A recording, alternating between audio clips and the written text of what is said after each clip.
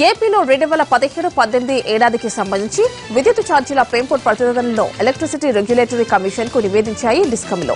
8,000 కోట్ల రెవెన్యూ లోటు ఉందని తెలిపాయి. దీనిపై పబ్లిక్ హీరింగ్ జరిపిన తర్వాత ప్రభుత్వంతో మాట్లాడిన తర్వాత ఛార్జీల పెంపుపై ప్రకటన ఉంటుంది. ధరలు పెరిగితే ఏప్రిల్ 1 నుంచి కొత్త ఛార్జీలు అమల్లోకి వచ్చే అవకాశం ఉంది.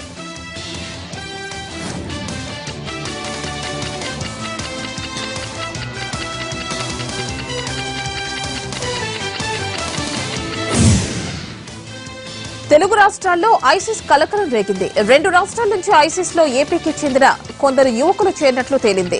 గల్ఫ్ లో ఉద్యోగం పేరుతో వెళ్లిన యువకులు ఐసిస్ లో చేరారు. ఇండియా నుంచి మొత్తం 300 మంది ఐసిస్ లో ఉన్నట్లు పోలీసులు తేల్చారు.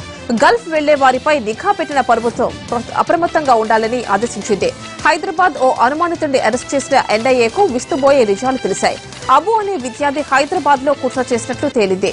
మచిలీపట్నానికి చెందిన రెహమాన్, గుంటూరుకు చెందిన ఓ సైంటిస్ట్ కూడా ఐసిస్ లో చేరినట్లు నిర్ధారించారు. అంతేకాకుండా ఐసిస్ లో చేరేందుకు వెళ్లే ప్రయత్నం చేస్తున్న 70 మందిని అరెస్టు చేసిన పోలీసులు వారికి కౌన్సిలింగ్ ఇస్తున్నారు.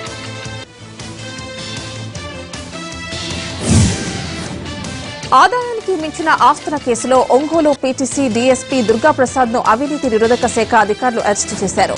గుంటూరు, ప్రకాశం, హైదరాబాద్ లోని 14 ప్రాంతాల్లో అధికారులు తనిఖీలు నిర్వహించారు. దుర్గాప్రసాద్, ఆయన బంధువులు, సన్నిహితుల ఇళ్లలో ఏకకాలంలో ఈ సోదాలు చేపట్టారు. దుర్గాప్రసాద్ సహా బినామీల పేరు భారీగా ఆస్తులు ఉన్నట్లు అధికారులు గుర్తించారు.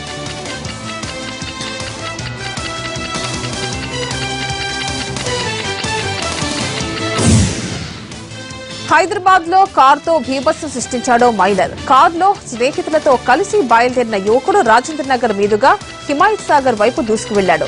అయితే అదుపు తప్పిన కారు గాంధీనగర్ దగ్గర ఓ ఇంటి ముందు కూర్చున్న వాళ్లను ఢీకొట్టింది. ఈ ఘటనలో వృద్ధుడైన మల్లేష్ చనిపోగా వీరబాబు అనే వ్యక్తికి తీవ్ర గాయాలయ్యాయి.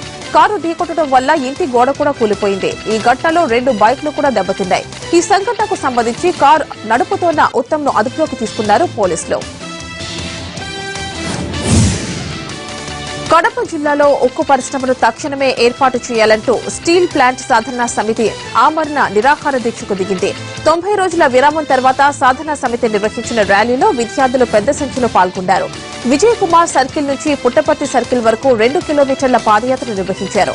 విభజన చట్టంలోని స్టీల్ ప్లాంట్ ఏర్పాటు చేయాలనే అంశాన్ని కేంద్ర రాష్ట్ర ప్రభుత్వాలు నిర్లక్ష్యం చేశాయని మండిపడ్డారు స్టీల్ ప్లాంట్ సాధనా సమితి నాయకులు.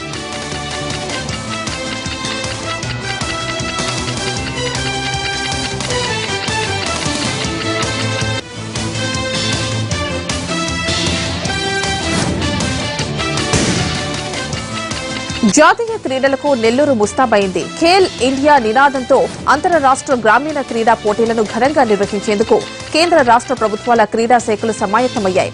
అండర్ 14 కబడ్డీ, ఖోఖో, ఉషుల విభాగాల్లో జాతీయ స్థాయి క్రీడలు నేటి నుంచి 22 వరకు నెల్లూరులో ప్రతిష్టాత్మకంగా జరగనున్నాయి.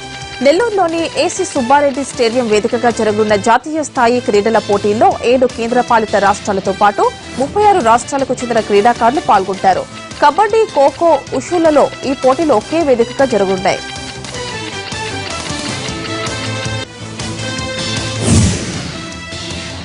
మహబూబాబాద్ జిల్లాలో దారుణం జరిగింది. రైల్లో డబ్బులు కలెక్ట్ చేస్తున్న హిజ్రాలు మనీ ఇవ్వలేదని కారణంగా ఓ మూగ చెవిటి విద్యార్థిని బయటకు తోసేశారు. డోర్నకల్ డెఫ్ అండ్ డమ్ స్కూల్లో 10వ తరగతి చదువుతున్న యాకన్న స్వగ్రామం నుంచి స్కూల్కు వెళ్లడానికి సింగరేణి ట్రైన్లో ప్రయాణిస్తున్నాడు. ఆ సమయంలో డబ్బుల కోసం ఒత్తిడి చేసిన హిజ్రాలు సహ ప్రయాణికులు వారిస్తున్నా వినకుండా యంకన్నను వేధించారు. డోర్నక్ స్టేషన్ సమీపంలో హిజ్రాలు తోసేయడంతో యంకన్నకు తీవ్ర గాయాలయ్యాయి. యంకన్న చదువుతున్న స్కూల్ ప్రిన్సిపల్ పోలీసులకు ఫిర్యాదు చేశారు.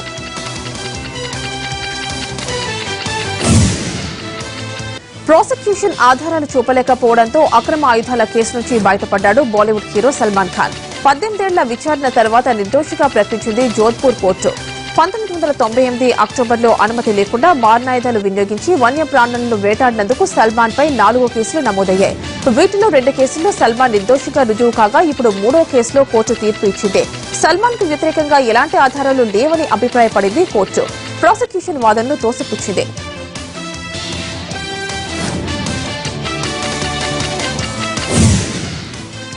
దేశానికి అన్నపూర్ణలా ఉన్న పంజాబ్ ను అప్పుల పాలు చేశారని మండిపడ్డారు మాజీ క్రికెటర్, కాంగ్రెస్ నేత నవజోత్ సింగ్ సిద్ధు. పంజాబ్ అసెంబ్లీ ఎన్నికల్లో పోటీ చేస్తున్న సిద్ధు ఇవాళ అమృత్సర్లో నామినేషన్ దాఖలు చేశారు. తన కోసం పోటీ పడ్డం లేదని, ఎలాంటి పదవులు ఆశించడం లేదని స్పష్టం చేశారు. కేవలం పంజాబ్లో మార్పు చూడాలని ఆశిస్తున్నట్లు సిద్ధు చెప్పారు. ఇది వ్యక్తిగత పోరాటం కాదని, పంజాబ్ యువత సరైన పంథాలో నడవాలన్నదే తన ఉద్దేశం అన్నారు. ప్రతి ఓటరు పంజాబ్ క్షేమం కోసం ఓటు వేయాలని, రాష్ట్ర ధర్మాన్ని కాపాడేందుకు ఓటు వేయాలని సిద్ధు పిలుపునిచ్చారు.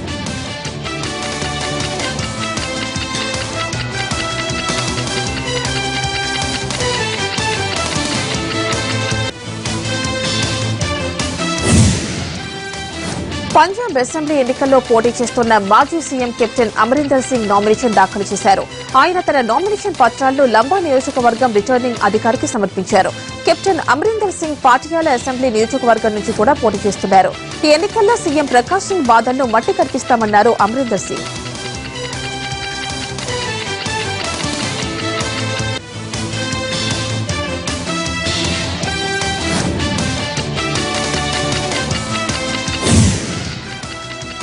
ఎన్నికల ముంగిట పంజాబ్లో 21 కోట్ల విలువైన 160 కిలోల బంగారాన్ని స్వాధీనం చేసుకున్నారు పోలీసులు. మొహాలీ జిల్లాలోని సోహానా పోలీస్ స్టేషన్ పరిధిలోని బకార్పూర్ చౌక్లో ఓ చెక్పోస్టు వద్ద చేపట్టిన ప్రత్యేక తనిఖీల్లో ముడి బంగారం లభించింది. ఈ బంగారాన్ని శుద్ది చేయడానికి ఢిల్లీ నుంచి హిమాచల్ ప్రదేశ్లోని హమీర్పూర్కు తరలిస్తున్నట్లు పోలీసులు అనుమానిస్తున్నారు. ఆంధ్రప్రదేశ్ మాజీ గవర్నర్, కాంగ్రెస్ సీనియర్ నేత ఎన్టీ తివారీ బీజేపీలో చేరారు. తన కుమారుడు రోహిత్ శేఖర్తో కలిసి బీజేపీ అధ్యక్షుడు అమిత్ షాను ఆయన నివాసంలో కలిసిన తివారీ కాషాయ కండువా కప్పుకున్నారు. 91 ఏళ్ల తివారీ కేంద్ర మంత్రిగా ఉత్తరప్రదేశ్, ఉత్తరాఖండ్ రాష్ట్రాలకు ముఖ్యమంత్రిగా పనిచేశారు. ఏపీ గవర్నర్ గా పనిచేశారు. సెక్స్ స్కాండల్ ఆరోపణలు ఎదుర్కోవడంలో కాంగ్రెస్ ఆయన్ను పార్టీకి దూరంగా ఉంచింది. ఉత్తరాఖండ్ ఎన్నికల సమయంలో తివారీ చేరిక తమకు కలిసి వస్తుందని బీజేపీ నమ్ముతోంది. కేంద్ర మంత్రి స్మృతి ఇరానీ విద్యార్హతపై వివాదం కొనసాగుతూనే ఉంది. స్మృతి విద్యార్హతల రికార్డులు బయటపెట్టాలని కేంద్ర సమాచార కమిషన్ ఆదేశించిన కొన్ని గంటల్లోనే మరో ఆసక్తికరమైన విషయం వెలుగులోకి వచ్చింది. స్మృతి తన విద్యార్హతల రికార్డులు ఎవరికీ చూపించొద్దని కోరినట్లు ఢిల్లీ వర్సిటీ ఓపెన్ స్కూల్ సమాచార కమిషన్ కు తెలిపింది. అయితే కమిషన్ మాత్రం స్మృతి విద్యార్హతల రికార్డులు పరిశీలించడం అవసరమని అభిప్రాయపడింది. 2004 లోక్సభ ఎన్నికల సమయంలో తాను బీఏ చదివినట్లు చెప్పిన స్మృతి 2011 రాజ్యసభ ఎన్నికలకు వచ్చేసరికి బీకాం చేసినట్లు చెప్పడం వివాదం రేపింది. అప్పటి నుంచి పిటిషనర్లు స్మృతి విద్యార్హతలపై న్యాయస్థానంలో పోరాటం చేస్తున్నారు.